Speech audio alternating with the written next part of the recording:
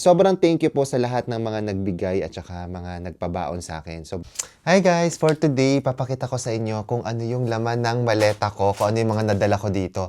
Grabe, sobrang daming nagbigay ng pabaon sa akin nung papunta ako o pabalik na ako dito sa Guernsey. At hindi lahat nagkasya, kaya tinulungan ako ni ating mag-empake and medyo marami ring hindi nakapasok. Pero ano-ano nga ba yung dala ko ngayon, pakita ko sa inyo. So tara, simulan na natin. Yan guys, wag nyo lang munang pansinin yung likod ko kasi medyo madumi pa talaga yung bahay namin. Hindi pa kami nakapaglinis ni Mao. Pero ayan, ito nga pala yung dingdong na tsaka boy bawang na bigay sa akin ni Lindy.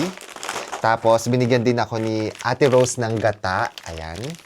Tapos si Mama, binigyan naman ako ng sotanghon at saka ng pansit. Ito pansit habhab. Tapos sotanghon, alam nyo naman, ang tinola namin, yung munggo namin, nilalagyan namin ng sotanghon. Kaya nagdadala rin ako nito. Tapos ito naman yung mga bigay sa akin ni ate. Meron ako mga sinigang mix dito, tsaka mga Knorr cubes. Tapos yung mga delata, mayroon akong sardinas at saka rino. Tapos mga century tuna. Ayan, tuna. Mga canned goods. Bigay ni ate. Tapos si Papa Jun naman, binigyan ako ng mga polvoron. Ayan, ang daming polvoron. At saka ng, ano ba to? Chicharon. Ayan. Kay Papa Jun to. Thank you, Papa Jun. Tapos yung team building natin, binigyan din nila ako ng polvoron. Kaya ang dami kong dalang polvoron. Actually, ang dami na nito. Pero syempre, nahiya akong hindi dalhin. Eh, hindi naman siya masyadong kabigatan. Kaya to, dinala ko na rin.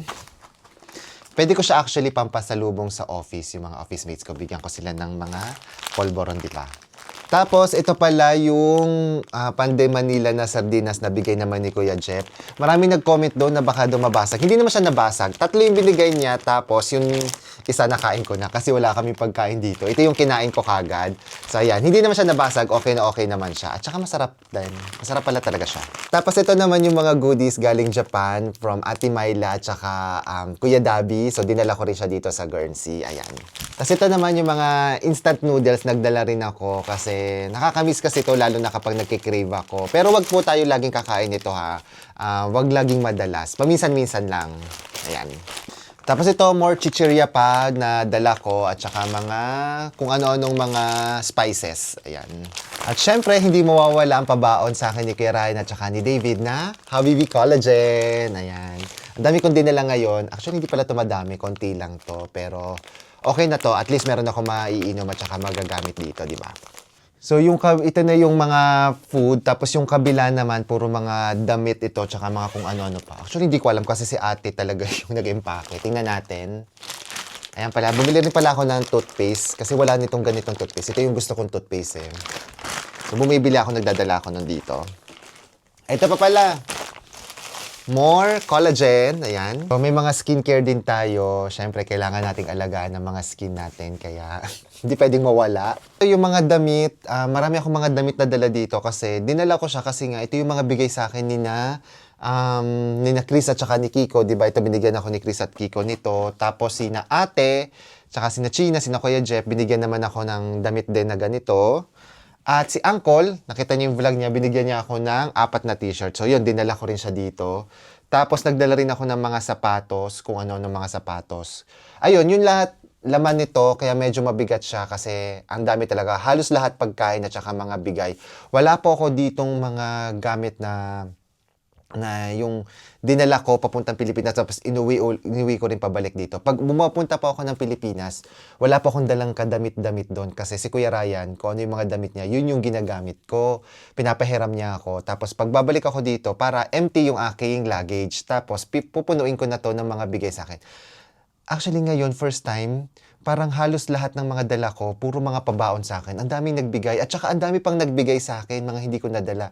Yung kaibigan ko si Art, nagbigay siya ng masapan, hindi ko nadala. Si JP, nagbigay siya sa akin ng choknat tsaka pinagong. Kaya lang sobrang bigat tsaka late na niya nabigay sa akin. Eh, medyo tapos na yung pag-empake ko, hindi ko na rin nadala. Siguro next time, dadagdagan ko yung luggage ko. Kasi hindi ko alam, ba't nga ba hindi ako nagdagdag? Hindi ko kasi akalain na ganun karami yung magbibigay sa akin ng pabaon. Siguro next time po. And ayan, teka, pakita ko sa inyo kung ano-ano lahat ng laman ng luggage ko. Ito guys, yung mga laman, ayan, may collagen tayo, mga chichirya, mga sinigang mix, mga delata, tapos mga goodies from Japan, chicharon, mga noodles, at saka mga spices, at saka more chichirya pa. Tapos, ayan, mga noodles nga. toothpaste, tapos yung mga sapatos, at saka mga damit. Actually, marami tong damit kasi mga bigay ni na ate, ni Chris and Kiko, tsaka ni Uncle. Tapos meron pa. So, ayan po lahat ang aking dala. Meron pa hindi ko na sinama dito, pero grabe, ang dami. And sobrang thank you po sa lahat ng mga nagbigay at saka mga nagpabaon sa akin. Sobrang na-appreciate ko. Sobrang mahal na mahal ko kayo. Thank you so much po. So, ayan na nga guys. Ang medyo mahirap naman ngayon dito is i-unpack ko tong mga to at aayusin ko siya. Wala na si ate para tumulong sa akin kasi sobrang organized ni ate. And ayan, ito po yung mga dala ko and thank you po sa pagsama sa akin. Feeling ko hindi pa matatapos ang taon, ubos ko na kagad itong mga pagkain na to. Hindi ko alam kung aabot to ng 3 months eh. Pero ayan, happy ako na ang daming mga goodies na dala ko from Pilipinas. Somehow hindi ko siya mamimiss.